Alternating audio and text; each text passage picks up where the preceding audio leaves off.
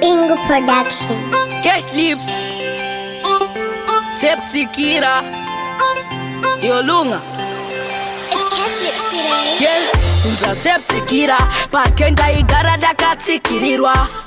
Azi wanyanyoka sela Chigara patent izi wafyanyira K mwanangu wa chizi chifinu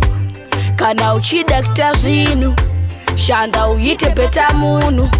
Wose ita mwanane Unate mariseko Iwe usina umbo shanda Every day makten kutomukira kupanda Ukasadaro wa wade marie chingwa Ekutina moya chofutio kusenga Shanda uchida kuita mafans Shanda kana uchida kuzoita beg Shanda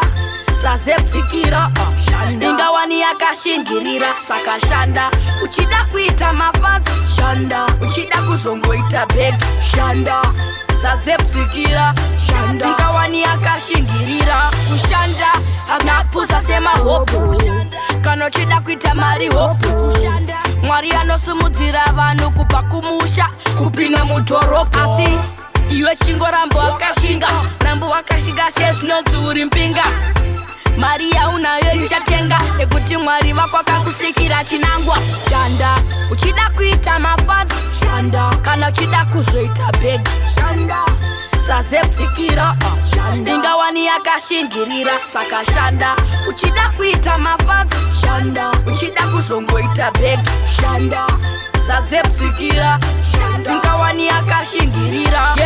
Unza Septikira Patenda igara dakatikirirwa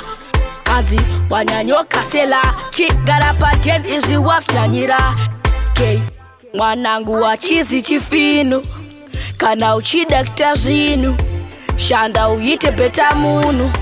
Wose ita mwanane Unate mariseko Iwe usina umbo shanda Every day makten kutomukira kupanda Ukasadaro wa wade marie chingwa Ekutina moya chofutio kusenga Shanda uchida kuita mafans Shanda kana uchida kuzoita beg Shanda